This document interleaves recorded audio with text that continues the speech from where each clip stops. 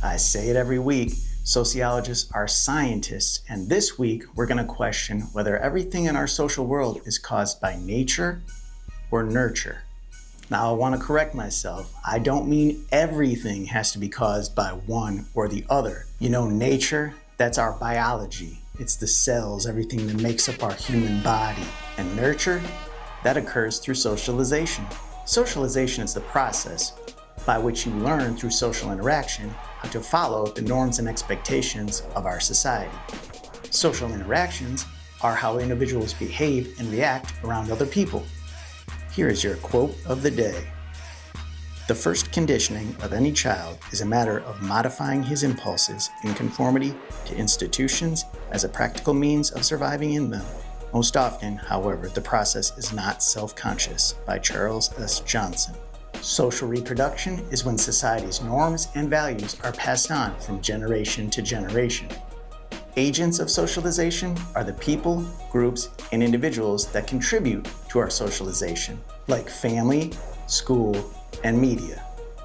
Our social identity, the characteristics by which we are known, are shaped through interactions with other people. That's the impact of socialization. Your status, the position you hold in relation to others in society, can be formed through socialization. I want you to think, which theories that we've talked about in a prior episode can be applied to the topic of socialization? Think about it. I'll give you a hint. Symbolic interactionist theories. Remember those three? You've got looking glass theory, dramaturgy, and social constructionism. Those theories can help us understand the process and the impacts and the outcomes of socialization. Now, I really want you to think about status in terms of socialization. Connect status, your position in society relative to other people, connect that status to the process of socialization. And I want you to think about two environments, home and school. Is your status different or the same when you're at home versus when you're in school? Think about it. Do you have high status at home and mid status in school? Or do you have high status in school and mid status at home? Status is your position relative to other people. So at home, are you the top of the ladder? Or do you have parents or caregivers above you in terms of status? At school, are you at the same status as your professor? Or are you a little bit below your professor in terms of status? Status is your position relative to other people. Think about how your status differs at home versus at school.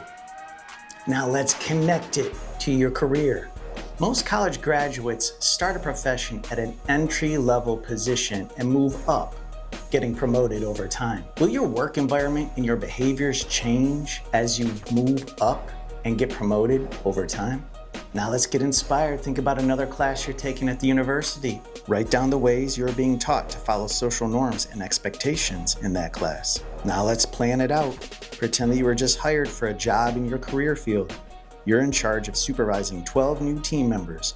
You've been asked to change the work culture to increase the performance of the team. How will you socialize your team to these new higher expectations? Thanks for watching this episode of Sociology Lives in Flint. I'm Dr. Girdwood, and you just learned about socialization.